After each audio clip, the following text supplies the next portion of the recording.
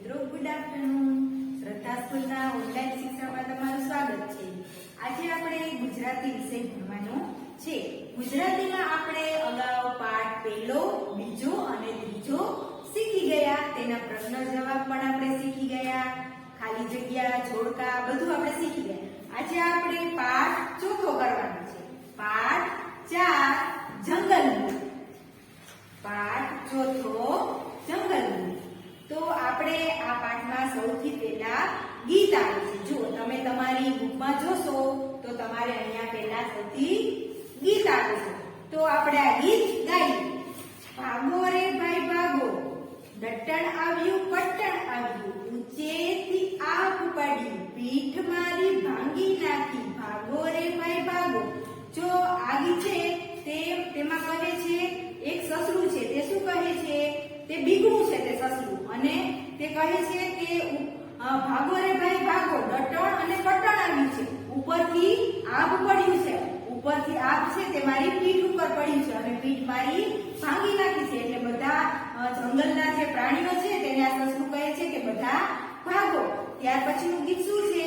તો અચ્ચર આવે કચ્ચર આવે, મોટા મોટા મચ્છર આવે, હિંચકા ખાવ તો ચક્કર આવે, પહાડમાંથી પથ્થર આવે, સસલાઓનું લશ્કર આવે, અચ્ચર આવે કચ્ચર આવે.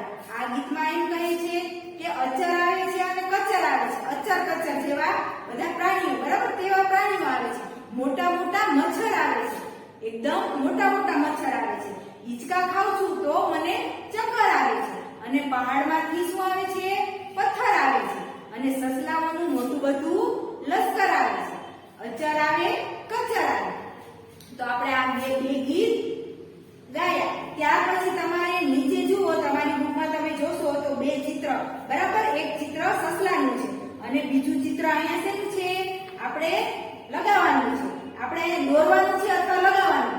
આપણે જો તમારી પાસે મચ્છરનું ચિત્ર હોય તો તમારે મચ્છરનું ચિત્ર કટિંગ કરી અને અહીંયા લગાવવાનું. મચ્છરનું ચિત્ર દોરતા આવડે તો દોરી નાખવાનું. ત્યાર પછી બીજું ચિત્ર સસલાનું છે તો તે સસલાનું ચિત્ર તમને જો કે તમારી પાસે હોય તો તેને કટિંગ કરી અને અહીંયા લગાવવાનું અથવા દોરવાનું. ત્યાર પછીના પેજમાં આપણે જોડી બનાવો અથવા જોડો અને લખો. જો તમારા ચિત્રમાં આ સાઈડ બધા પ્રાણીઓના ચિત્રો આપેલા છે અને તે બધા પ્રાણીઓની પૂંછડીઓના ચિત્ર સામેની સાઈડ આપેલા છે. તો આપણે જે પ્રાણીઓ છે તેની પૂંછડી આમાંથી ગોતી અને તેની સાથે જોડવાના છે. તો ગાયનું ચિત્ર છે તેને ગાયની પૂંછડી સાથે જોડવાનું. જો ગાય છે, બરાબર, તો તેની પૂંછડી અહીંયા છે તો આપણે તેને જોડવાનું. ત્યાર પછી બિલાડી, તો બિલાડીની પૂંછડી ક્યાં છે? તો ત્રીજા ક્રમે બિલાડીની પૂંછડી છે તો તેને ત્યાં જોડવાનું. ત્યાર પછી કૂતરાની પૂંછડી છે તો આ કૂતરાની પૂંછડી ક્યાં છે? તો પહેલા ક્રમે છે તો આપણે કૂતરાની પૂંછડી અને કૂતરાને જોડવાના. ત્યાર પછી સિંહની પૂંછડી ક્યાં છે? છેલ્લા ક્રમે છે તો આપણે સિંહને તેની પૂંછડી સાથે જોડવાના. ત્યાર પછી ઘોડાનું ચિત્ર આપેલું તો ઘોડાને તેની પૂંછડીના ચિત્ર સાથે જોડવાનું. તો તેની પૂંછડી ક્યાં ક્રમે છે?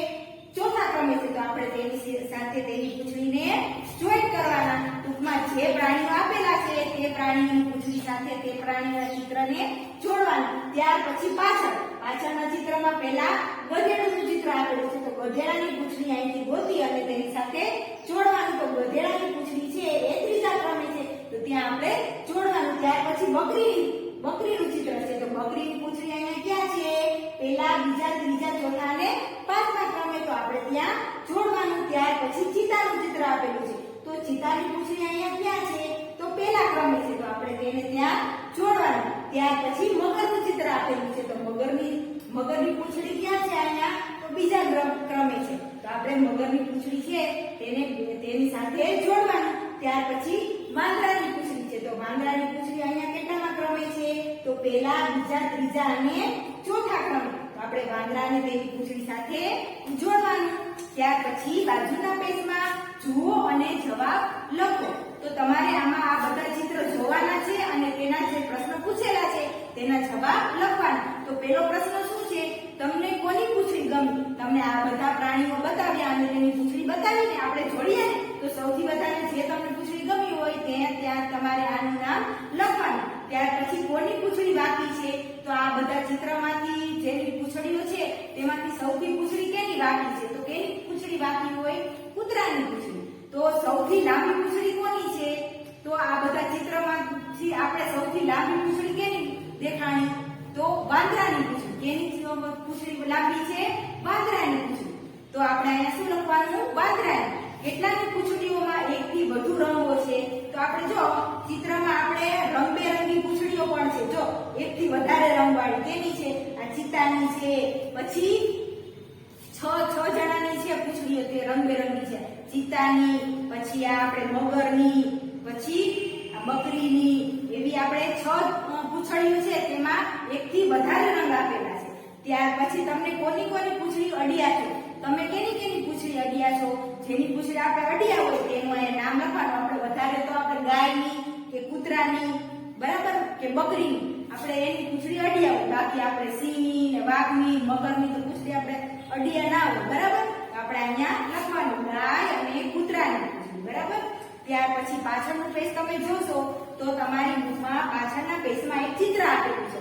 આ ચિત્રમાં કેટલા બધા પ્રાણીઓ સમાયેલા છે? આ ચિત્રમાં કેટલા બધા પ્રાણીઓ સમાયેલા છે? એકથી વધારે કેટલા બધા પ્રાણીઓના ચિત્ર આમાં છે? તો આપણે આમાં જોવાનું છે કયા પ્રાણીઓના ચિત્ર છે. તો આમાં આપણે છે મોઢું છે એ જીરાફનું છે, પછી કાન છે એ હાથીના છે ને, પછી આ પગ છે તે શેના છે? પગ તે છે આપણે સિંહના છે અને જીબ્રાના છે. અને કેસવાડી છે આ તે કેની છે? વાઘની છે, બરાબર. તો આપણે જો આના જવાબ છે આ ચિત્ર જોઈ અને આપણે આના જવાબ છે એ આપણે દેવાના છે. તો ચિત્ર જોઈને લખો. તો મોઢું શેનું છે? આ ચિત્રમાં મોઢું શેનું છે? તો જીરાફનું છે. શેનું છે મોઢું? જીરાફનું છે. ત્યાર પછી કાન શેના છે? તમારા ચિત્રમાં જોવાનું. કાન શેના છે? તો હાથીના છે. તો આપણે અહીંયા શું લખવાનું? હાથી. ત્યાર પછી પૂંછડી શેની છે? પૂંછડી શિયાળની છે. જો આ પૂંછડી છે ને તે શિયાળના ચિત્રની છે. ત્યાર પછી ચોથું કેસવાડી સિંહની છે, એટલે આ કેસવાડી છે તે સિંહની છે. ત્યાર પછી પગ સિંહ અને જીબ્રાના છે. જો તમે જોશો ને તો પગ છે ત્યાં સિંહના છે અને આ લીટાવાળા ચટાપટાવાળા જીબ્રાના છે, બરાબર. ત્યાર પછી આ પ્રાણીનું નામ ખાલી જગ્યા હોય તો મજા આવે. તો આ પ્રાણીમાં એક કરતા વધારે પ્રાણીઓના ચિત્ર સમાયેલા છે, બરાબર. તો આપણે આ પ્રાણી તો આ ચિત્રનું નામ આપણે શું રાખશી? અચ્ચર અને કચ્ચર. આપણે જો આપણે આગળ કવિતા ગાઈ ને એમાં આવી હતું ને અચ્ચર આવ્યું, કચ્ચર આવ્યું, બરાબર. એટલે આમાં આપણે કેટલા બધા પ્રાણીઓના ચિત્રો સમાયેલા છે, એટલે એમાં બધા ભેગા છે. એટલે આપણે આ ચિત્રનું નામ શું રાખીએ? અચ્ચર કચ્ચર. આ ચિત્ર છે પ્રાણીનું, બરાબર. એ પ્રાણીના ચિત્રનું નામ શું રાખીએ? અચ્ચર કચ્ચર પ્રાણી. પાછું આપણે અહીંયા ગીત ગાવાનું છે. ભાગો રે ભાઈ ભાગો, ડટાણાવ્યું પટાણાવ્યું, ઊંચેથી આબ પડી, પીઠ મારી ભાંગી નાખી, ભાગો રે ભાઈ ભાગો. અને અચ્ચર આવે કચ્ચર આવે, મોટા મોટા મચ્છર આવે, હિંચકા ખાવ તો ચક્કર આવે, પહાડમાંથી પથ્થર આવે, અચ્ચર આવે કચ્ચર આવે. હવે ત્યાર પછી આપણે સરસ મજાની સિંહની વાર્તા આપેલી છે. વાર્તાનું નામ શું છે? સિંહ સાહેબની પૂછ. સિંહ સાહેબની પૂછ. તો જો આમાં આ વાર્તામાં શું છે? તો એક મોટું બધું જંગલ હતું. જંગલનો રાજા કોણ હતો? સિંહ હતો. તે જાતે શિકાર કરે અને ભરપેટ જમે અને બાકી જે વધ્યું હોય તે કેને આપી દે? શિયાળને આપી દે. તે શિયાળ ખાઈ જાય. શિયાળને પણ મજા આવી ગઈ કે મારે તો કામે નહીં કરવાનું અને મને દરરોજ જમવાનું મળી જાય, દરરોજ મને શિકાર મળી જાય. તો સિંહ ઘરડો થઈ ગયો. હવે જાતે શિકાર કરીને ખાવા જેટલી તેનામાં શક્તિ રહી નહીં. સિંહ ઘરડો થઈ ગયો એટલે તેનામાં શિકાર કરવાની શક્તિ રહી નહીં, એટલે તે શિકાર કરી શકતો નહીં. સિંહ અને શિયાળ 3-4 દિવસ ભૂખ્યા રહ્યા. જો સિંહ ઘરડો થઈ ગયો તો એ શિકાર કરી શકતો નહીં, એટલે એ શિકાર ન કરે તો તેને પણ ખાવાનું ન મળે અને શિયાળને પણ ખાવાનું ન મળે, કેમ કે શિયાળ પણ શિકાર કરતો નહોતો, એ તો તૈયાર માલે ખાતો હતો.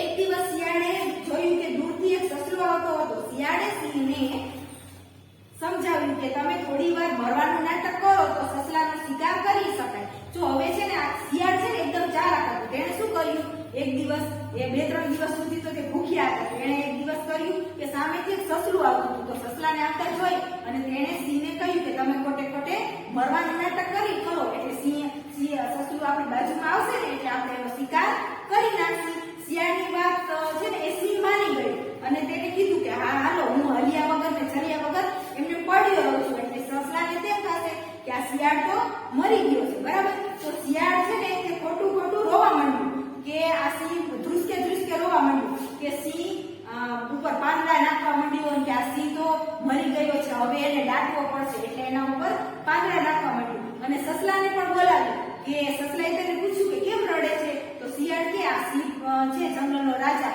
તે મરી ગયો છે અને એને દાટવા માટે તેના ઉપર હું પાંદડા નાખું છું, તું પણ મારી મદદ કર અને દાટવા માટે તેના ઉપર પાંદડા નાખ. તો શિયાળ છે ને તે દેખતું નથી એમ. તો સસલાને શું થયું કે મરેલા શિયાળ માટે સિંહ માટે શિયાળભાઈ દુઃખી થાય એવા નથી. શિયાળ આ સસલું છે ને તે પણ ચાલાક હતું, શિયાળની જેમ સસલું પણ ચાલાક હતું. તેને થયું કે આ મરેલા સિંહ માટે કઈ આ સસલાભાઈ દુઃખી થાય એમ નથી, નક્કી કાંઈ ગડબડ લાગે છે, આ શિયાળ કાંઈક ગડબડ કરી રહ્યો છે. તો સસલો થોડીક વાર સુધી પડેલા સિંહને બરાબર જોતો રહ્યો અને શિયાળને કહ્યું તમારી કઈ ભૂલ થાય છે, સિંહ મરી જાય એટલે એનું ફક્ત શરીર અકડ થઈ જાય પણ એની પૂંછડી તો હલે. જુઓ સિંહ રાજાની પૂંછડી તો જરાય હલતી નથી. ખોટું ખોટું સૂતેલા સિંહ આ વાત સાંભળી એટલે તેણે તરત જ તેની પૂંછડી હલાવી. સસલાને સાચી વાતની ખબર પડી કે તરત જ એ તો ત્યાંથી ભાગી ગયો. સિંહ અને શિયાળ ફરીથી કોઈને ફસાવવાની રાહ જોવા રહ્યા. હવે શિયાળને સસલાને થયું ને કે આ શિયાળ કાંઈક નાટક કરે છે. તો તેણે છે ને શિયાળની પાસે જઈ અને તેને કહ્યું કે જો સિંહ મરી જાય ને તો તેનું આખું ધડ છે ને તે એકદમ કઠોર થઈ જાય પણ તેની પૂંછડી તો હલતી હોય. એટલે આ બધું છે ને તે આ ખોટે ખોટે નાટક સિંહ કરતો હતો ને તેને સાંભળ્યું એટલે તેની પૂંછડી તેને તરત હલાવી. જેવી તેને પૂંછડી હલાવી ને એટલે શિયાળે સસલાએ છે ને તેની પૂંછડી હલતી જોઈ અને તેને ખબર પડી ગઈ કે આ સિંહ છે તે મરી ગયો નથી પણ તે આ બંનેનું નાટક છે મને મારો શિકાર કરવા માટે. એટલે જેવી તેને તેની પૂંછડી હલતી જોઈને તેવું તે ત્યાંથી ભાગી ગયો અને તેને કહ્યું કે આ સિંહ તો જીવતો છે, મરી ગયેલો નથી. તો જેમ શિયાળ ચાલાક હતું ને તેમાં સસલું પણ ચાલાક હતું અને તેણે તેની ચાલાકીથી ખબર પાડી કે આ સિંહ મરી ગયો છે તે જીવતો છે. અને સિંહ અને સસલું સિંહ અને શિયાળ ફરીથી ભૂખ્યા રહ્યા અને પાછા બીજો શિકાર આવવાની રાહ જોતા રહ્યા. તો જુઓ તમે આ વાર્તા સાંભળીને તો આ વાર્તામાંથી અમુક આપણે પ્રશ્નો પૂછવામાં આવ્યા છે, તેનો આપણે જવાબ આપવાનો છે હા અને નામાં. તો શિયાળ જંગલનો રાજા છે, તો શું શિયાળ જંગલનો રાજા છે એમાં વાર્તામાં કહ્યું છે? કોણ શિયાળ જંગલનો રાજા હતું? સિંહ. તો આમાં ખાનામાં શું લખવાનું? ના. ત્યાર પછી શિયાળ શિકાર કરીને ખાય છે. શિકાર તો કોણ કરતું હતું? સિંહ કરતો હતો. આમાં આપણે શિયાળનો શિકાર કરવાનું કહ્યું છે પણ તે ખાનામાં પણ આવશે ના. ત્યાર પછી સિંહ અને શિયાળને બહુ જ ભૂખ લાગી હતી. તો સિંહ અને શિયાળને બહુ જ ભૂખ લાગી હતી. તેને ભૂખ લાગી હતી, તેને શિકાર કરવો હતો ને, તેને 2-3 દિવસથી કઈ જમ્યા નહોતા, તેથી તેને ભૂખ લાગી હતી એટલે તે ખાનામાં હા આવશે. ત્યાર પછી શિયાળ સસલાને મળવા જાય છે. તો શિયાળ થોડો સસલાને મળવા જાય છે, તે તો તેને ફસાવે છે ને એટલે તે ખાનામાં આવશે ના. ત્યાર પછી સિંહ ભૂખથી મરી ગયો તેથી શિયાળ ખૂબ રડે છે. સિંહ ભૂખથી મરી ગયો નતો પણ તે નાટક કરતો હતો અને તેથી આ ખાનામાં ના લખેલું આવશે. ત્યાર પછી સસલો સિંહને જોઈને ભાગી જાય છે. તો આમાં આ આવશે કેમ કે શિયાળ સસલાએ પણ તેની યુક્તિથી તેને જાણ કર્યું કે આ સિંહ મરેલો છે કે જીવતો છે, બરાબર. ત્યાર પછી શિયાળ સિંહની પૂંછડી હલાવે છે. શિયાળ છે તે સિંહની પૂંછડી હલાવતો નથી પણ સિંહ પોતે જ આ પૂંછડીને હલાવે છે એટલે આ કોષ્ટકમાં ખાનામાં ના લખવાનું. ત્યાર પછી સિંહ અને શિયાળ સસલાને ખાઈ જાય છે. તો સિંહ અને શિયાળ તે સસલાને ખાઈ જતા નથી પણ સસલું ભાગી જાય છે એટલે આ ખાનામાં ના આવશે. ત્યાર પછી વાક્યો પૂરા કરીને બોલો. જો એક મોટું પછી ખાલી જગ્યા આપેલી છે તો આપણે આ વાર્તામાં શું આવ્યું હતું? એક મોટું જંગલ હતું. ત્યાર પછી બીજું વાક્ય સિંહ ખૂબ બહુ જ ખાલી જગ્યા એટલે સિંહ શું થઈ ગયો હતો? બહુ જ ઘરડો થઈ ગયો હતો. ત્યાર પછી શિયાળે જોયું કે દૂરથી કોણ આવે છે? દૂરથી કોણ આવતું હતું? તો શિયાળે જોયું કે દૂરથી સસલો આવતો હતો. કોણ આવતું હતું? સસલો આવતો હતો. ત્યાર પછીનું વાક્ય તમારી કઈ ખાલી જગ્યા છે એટલે તમારી કઈ ભૂલ થાય છે. ઈ કોણ બોલે? શિયાળ છે. સસલું છે તે કોને કહે છે? શિયાળને કહે છે. બરાબર? તો ત્યાર પછી આપણે શું છે જુઓ, લખો. કોઈ આપણે અહીંયા લખવાનું છે. કોણ ઘરડું થઈ ગયું છે?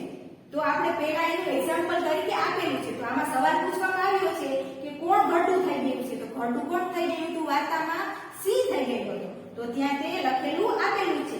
બીજું શું પૂછવામાં આવ્યું છે? શિયાળ સિંહ પર શું નાખતો હતો? તો શિયાળ સિંહ પર સૂકા પાંદડા નાખતો હતો. ત્યાર પછી કોની વાત સાંભળી સિંહે પૂંછડી હલાવી? તો સસલાની વાત સાંભળી અને સિંહે પૂંછડી હલાવી. ચોથું છે કોનામાં શક્તિ ન હતી? તો સિંહમાં શક્તિ ન હતી. કેનામાં શક્તિ ન હતી? સિંહમાં શક્તિ ન હતી. નાટક કરવાનું કોણે કહ્યું? નાટક કરવાનું શિયાળે કહ્યું. સિંહને શિયાળે કહ્યું. ત્યાર પછી સિંહ મર્યો નથી તેની ખબર કોને હતી? સિંહ મર્યો નથી તેની ખબર સસલાને હતી. ત્યાર પછી સિંહની હાલતી પૂંછડી કોણે જોઈ? તો સિંહની હાલતી પૂંછડી કોણે જોઈ? આ વાર્તામાં કોણે જોઈતી સિંહની હાલતી પૂંછડી? સસલાએ જોઈતી. ત્યાર પછી સાચી વાતની ખબર કોને પડી? તો સાચી વાતની ખબર સસલાને પડી. પડી ને સસલાને કે આ સિંહ તો મરેલો નથી, જીવતો છે. ત્યાર પછી આપણે જોઈએ તો ક્રમમાં ગોઠવો. આપણે આ વાક્ય આપેલા છે તેને ક્રમમાં ગોઠવી અને લખવાના છે. તો પહેલું વાક્ય શું છે? ખોટું ખોટું સૂતેલા સિંહે પૂંછડી હલાવી. બીજું વાક્ય શિયાળે સસલાનો શિકાર કરવા માટે યુક્તિ કરી. ત્રીજું વાક્ય સસલાએ કહ્યું કે મરેલા સિંહની પૂંછડી તો હલે છે. ત્યાર પછી શિયાળે રડતા રડતા સિંહ પર પાંડા નાખ્યા. ત્યાર પછી પાંચમું વાક્ય સસલાને ખબર પડી ગઈ કે સિંહ જીવે છે. પણ આપણે આ આડાવડા વાક્ય છે ને, તો આપણે તે વાક્યને ક્રમમાં ગોઠવવાના છે. તો સિંહની સાહેબની મૂંછ વાર્તામાંથી 5 વાક્યનું શુદ્ધ લેખન કરાવવાનું છે. આ વાક્યને આપણે પહેલા છે ને ક્રમમાં ગોઠવવાના છે. પહેલું વાક્ય કયું, બીજું વાક્ય કયું, ત્રીજું વાક્ય કયું, તેમ. બરાબર? હવે તમારે જો અહીંયા લીટી આપેલી છે ને, તેમાં આપણે આ પાઠમાંથી તમારા ટીચર બોલે અને તમારે લખતું જવાનું. તેને શું કહેવાય? શ્રુત લેખન કહેવાય. આપણે પણ આપણી સ્કૂલ ચાલુ હોય તો હું તમને જે વાક્ય બોલું એ તમારે મારા વાક્ય હું જે બોલું એ સાંભળી અને તમારી બુકમાં જાતે લખવાનું. એને શું કહેવાય? શ્રુત લેખન કહેવાય. તો જો પહેલું વાક્ય છે આપણે ઉપરથી જ આપણે જોઈએ તો આપણે પહેલું વાક્ય શું લખાવેલું છે? જંગલનો રાજા સિંહ છે. સિંહ ઘરડો થઈ ગયો. તમે થોડીક વાર મળવાનું નાટક કરો. આ શું કરો છો? શિયાળ બોલી. સસલાને સાચી વાતની ખબર પડી ગઈ. તો આપણે ઉપરના વાક્ય છે ને તે આપણે નીચે ગોઠવા. પહેલું વાક્ય, બીજું વાક્ય, ત્રીજું વાક્ય, ચોથું વાક્ય અને પાંચમું વાક્ય. પહેલું વાક્ય શું આવશે? જંગલનો રાજા સિંહ છે. બીજું વાક્ય સિંહ ઘરડો થઈ ગયો છે. ત્રીજું વાક્ય તમે થોડી વાર મળવાનું નાટક કરો. બરાબર? તો આપણે છે ને આ શ્રુત લેખન પણ આવી રીતે કરવાનું અને ઉપરના વાક્ય પણ ગોઠવવાના. તેને 1 2 3 તેમ નંબર આપવાના. ઓકે? તો હવે આપણે બાજુનું ચિત્ર જોઈએ ને, તો તેમાં જો તમારે બાજુના પેજમાં તમને એક ચિત્ર આપેલા છે. શેના ચિત્ર આપેલા છે? તો પેલા પતંગિયાનું છે, પછી પોપટનું, માછલીનું અને પાછું ચિત્ર છે તે પાછું પતંગિયાનું છે. બરાબર? તો આમાં તમારે છે ને જો મમ્મીને અથવા પપ્પાને, વડીલોને અંગૂઠાની છાપ કરવાની છે. દરેક પરથી ચિત્ર બનાવો. જો તમારે વચ્ચે છે ને પેલા અંગૂઠાની છાપ કરવાની અને તે પ્રમાણે ચિત્ર બનાવવાનું. તો આપણે જો ભમરડાનું કે માછલીનું, પતંગિયાનું, પોપટનું એવા જુદા જુદા ચિત્ર વચ્ચે આપણે અંગૂઠાની છાપ મૂકી અને બનાવી શકીએ. તો આપણે જો નીચે આપણે વાતચીત કરીએ અને તેમાં પ્રશ્ન છે તે પૂછીએ. તો પહેલા ખાનામાં શું બનાવ્યું છે? આ પહેલા ખાનામાં શું બનાવ્યું છે? વચ્ચે અંગૂઠાની છાપ મૂકીને શું બનાવ્યું છે? પતંગિયાનું ચિત્ર. બરાબર? ત્યાર પછી ઢીંગલી પતંગિયું કોણે બનાવ્યું છે? ઢીંગલી પતંગિયું. આ શું કેવું પતંગિયું છે? ઢીંગલી પતંગિયું. બરાબર? તે કોણે બનાવ્યું છે? તો તમારે એમાં વચ્ચે ફિંગરપ્રિન્ટ કોને મારી? તમારા પપ્પા અથવા મમ્મી જેને બનાવ્યું છે. બરાબર? પછી બીજા ખાનામાં શું બનાવ્યું છે? આ બીજું ખાનું શેનું છે? તેમાં શું બનાવ્યું છે? પોપટનું ચિત્ર બનાવ્યું છે. હવે કયું ચિત્ર બનાવવાની સૌથી વધારે મજા આવે? તમે આ ચિત્ર બનાવ્યું તેમાંથી સૌથી વધારે તમને કયા ચિત્ર બનાવવાની મજા આવે? તો પતંગિયાનું કે આ પોપટના ચિત્રનું? પછી તમારા મિત્રએ બનાવેલા ચિત્ર જુઓ. તેણે તમને ગમતા ચિત્ર બનાવ્યા હોય તેવા બે મિત્રોના નામ લખો. હવે તમારા મિત્રએ પણ આવા ફિંગરપ્રિન્ટ નાખી અંગૂઠાનું નિશાન કરી અને ચિત્ર બનાવેલા હોય અને તેને કયા ચિત્ર બનાવેલા છે અને તે ચિત્રમાં તમારા મનગમતા ચિત્ર છે. જો તેવા ચિત્ર તમારા મિત્રએ બનાવ્યા હોય તો તેના તમારે નામ અહીંયા જો બે ખાના આપેલા છે ત્યાં લખવાના છે. તો આપણે આ પાઠ અહીંયા અધૂરો રાખીએ છીએ અને આપણે બીજા પાઠમાં પાઠ પૂરો કરીશું. ઓકે.